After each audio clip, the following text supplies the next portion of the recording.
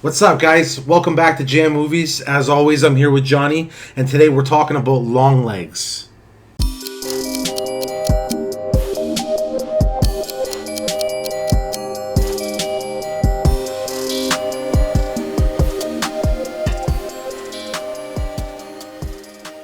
Okay, so I want to talk first about the experience I had leaving the theaters when I went and seen this with my wife.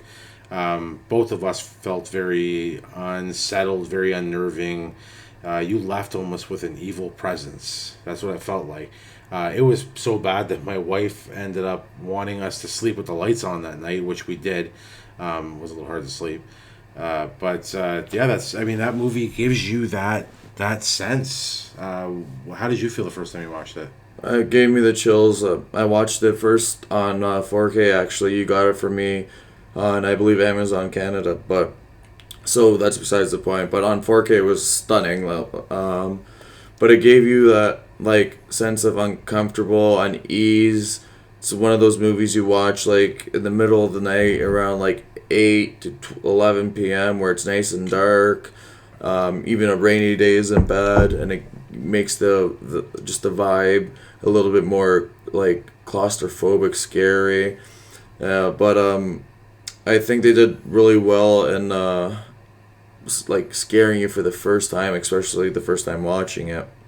And there's a certain scene, once we get into favorite scenes and stuff like that, we'll talk about it more. But it was just a scene where the mother says 2 words, and it just puts a chill on you. But do you have anything else you'd like to add to the first experience you had while watching it? No. I mean, that's pretty much how I felt. Same as you. Very, it just you feel that sense of fear, right? And it wasn't done with gore or jump scares. It was done with mood and atmosphere, and getting into let's get into the cast and the crew a little bit here. Osgood Perkins, to me, he did a phenomenal job writing and directing this film. How did you feel? I think he did a good job. His story was nice. There's some similarities to a certain movie, which we'll get into in a couple minutes, but he did good. It was still a nice movie. I would watch it yearly. I would say it's probably the best movie this year, you'd say? I would say most definitely, if not, for me anyways, if not the best horror movie of the year. And I feel the same way about him. He did a really good job. And again, with the atmosphere, with the character itself, with Longlegs, and like you had said, we'll get into that later with comparison to a different movie. But there was still a lot of originality, I thought, with this movie. The roots that he took to create this character Longlegs is to give you that sense of dread, and the sense I'm giving you, because he wasn't on screen. Nicolas Cage was not on screen that much. Yeah, speaking of Nicolas Cage, he's your favorite actor, and he has a pretty important role, if I would say so myself. So what's your thoughts on his costume and whatnot? So, I mean, he looked creepy. When I remember when I first seen the trailer, and they didn't really show you too much of him, right? And even throughout the movie, you don't really see too much of him. When you finally got to see that, just those quick glimpses of what he looked like, and then you actually started to see him slowly roll into the movie and I guess more open scenes. He looked creepy in every scene he was in. He put his own spin on a character that actually Osgood Perkins gave him permission to change the script or improvise as he wanted to.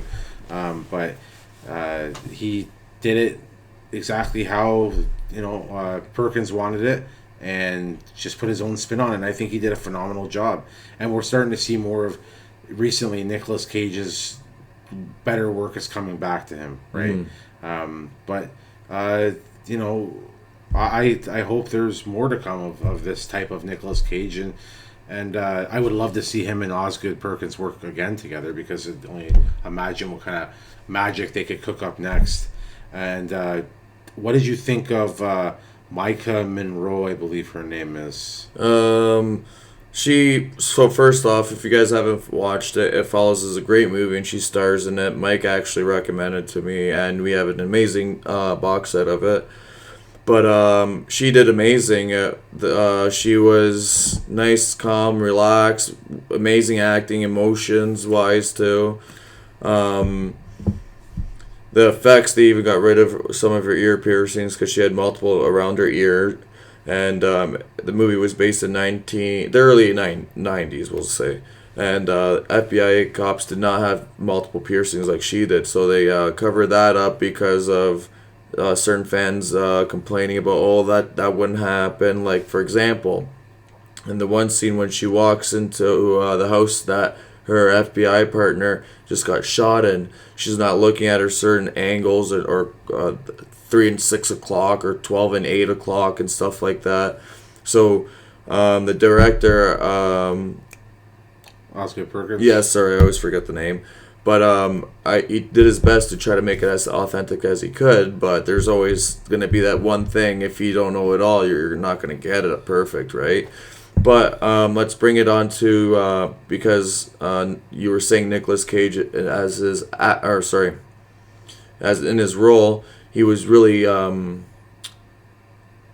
would you want to put it? Short and sweet, in the sense where he wasn't there a lot, but it was just amazing. Like the opening scene, which he just. What was the saying he said? I think it was the line he said. I forgot to put on my long legs. I think. Yeah, and it just wear my long legs. Yeah, and it's like in that nice square film style. It goes straight down to it goes from him going down, like bending his knees, straight to long legs, and it was nice. You get that quick image of him. Yeah, and it makes you just want to be like, this guy looks creepy. I want to know more about him. His costume's great. I want more of this movie, which is a great opening scene, I would have to say. We got to talk about our favorite scenes because I actually had a bunch of them, but one in particular. But what was your favorite scene of this movie? So when Longlegs was in interrogation, good one. I really enjoyed the dynamic between the main character and the sub-main character. It was natural, felt raw. The director even mentioned in his commentary, that the first take was done fresh, no rehearsing, no nothing. It was just done on the spot. What's to say that any of that actually got put into the final film? Maybe none, but still interesting. He tried, and to see if maybe we get this first take, get some raw emotion out of her. He even asked her, how did you feel about that? She was like, I was prepared to keep going and going. But what's your favorite scene? You know what? I'm gonna have to go with the opening scene. I just love how Longlegs was introduced, and again too, it's what dove me right into the movie. Right? It's what made me hunger for more of this evil. I wanted to bring the evil in, just, for that hour and 44 minutes of runtime, but I wanted to know more about the character and. That was probably my main focus on the movie was who is Longlegs, right? Mm-hmm. Because I was so interested in that scene, and it was beautifully done, just beautiful. So I would have to say that one for sure. So while we're on topic about favorite scene, this is not my favorite scene. It's more of going to reactions and the way it feels because I didn't mention it in the beginning. I didn't want to spoil anything, but it was the one scene where the mother is in the nun's outfit with, I believe it was the Bible saying "Hail Saint all bloody." It just gave you that cold, dirty feeling. But let's get into the subject that everyone's calling this movie, and I'll let you take it from there. Okay. So do I feel Silence of the Lamb elements to it? Yeah. Would I say it's a ripoff? No. There was definitely a lot of originality to this movie, right down to the ending, which we'll get into later. Again, you see more so Osgood Perkins, a fan of Silence of the Lambs, and trying to maybe take a little bit of element there and make it his own, type of movie, the same as Silence of the Lambs, but I wouldn't call it I heard a lot of people calling it a ripoff. I've heard people saying that there was no originality to the movie. You can't say that because right down to the ending, there was, and then the character itself, Longlegs. Like, to me, I thought Longlegs was a better villain than Buffalo Bill was, but that's my opinion. How do you feel about it? Him being the best villain out of the two, I say he's more terrifying, but I wouldn't say it's. Well, it is with the acting, yes, but the character itself, if as a person, I don't think so. I think it's more of the symbol of the person and the demeanor of how the actor made that person seem. But enough of that. What did you think about the ending? So the ending, and again, I heard a lot of people on the internet talking about how, I predicted the ending and I knew that was going to happen. How could you guess that? The ending was perfectly done. Against you, it kind of takes away from rewatch value, but the ending was a surprise the first time. I was not expecting Longlegs to be living in her mother's house in the basement. Nobody could have predicted that. So original points for that. And this whole time too, we weren't exactly sure how Longlegs was getting away with this all. Excuse me. And we see exactly like this whole satanic worship and what he was able to actually do with this demonic power, I guess you could say, that he had. What's your thoughts on the ending? Yeah, I think it was shocking when you found out he was actually in the basement the whole time. But going to the very, very ending where it was, first it was the FBI agent comes stumbling out of the kitchen because he stabbed his wife and she stabbed him. And he got shot. So the main character pulled the daughter and aimed the gun at the doll. And typically you would see, like the commentary says, it would shoot, the gun go off, and boom, the movie's done. You'd zoom into the eye, boom, the movie's done. Or you zoom in the eye, you're walking down a stairs to hell. But no, the gun, tick, tick, tick, and that was it. So like it kind of made you think of the typical horror film on how it was gonna end, but it didn't. It still left that little like guessing of, you thought it was gonna end this way, but no. And I like people saying I would have guessed it. I guessed the ending, but I don't think many people actually did. No, I think it's just trolls. Yeah, that's probably what it was. Yeah, but let's use the Jammeter today.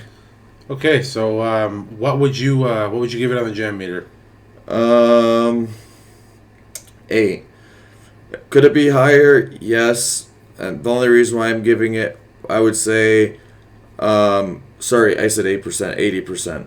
But it would be 90%, but I just feel over time the factor of the devil in that movie and like the whole like feeling dirty after will rub off over the years after watching it multiple times. So if someone new watches it, they'll love it by all means. But I think just because of that aspect, that I'll take away 10%, which is a lot, I know. But other than that, it's amazing. Like 10 million made 107 million. Can't go wrong there. So yeah, 80, and I have nothing much more to say besides I liked it and I'll continue to watch it. If there's a collector's edition, I'll probably pick it up. Let's be real. Yeah. But what's your rating on the Jammeter? You know what? I'm gonna have to go with a 95 on it. I liked it that much. It's definitely a movie that I'll watch yearly. It's definitely a movie that I enjoyed every aspect of it. I didn't give it a perfect score only because, again, too, there is that little bit of element that leads back to Silence of the Lambs. But again, too, you can't say it's a ripoff because there's originality, and that's why I gave it a 95. Definitely going to go into one of my top, we'll say, 100 favorite horror films, and a lot of that had to do with the title character. But I really enjoyed it. I really did. Okay, Mike. So I think we've discussed enough about Longlegs. So yeah. So with that being said, thanks for joining us tonight on our discussion of Longlegs. I definitely recommend you guys check it out if you already haven't. Excellent movie. Excellent sense of dread. So if you like this video, hit the like button, hit the subscribe, and as always, thanks for jamming with us.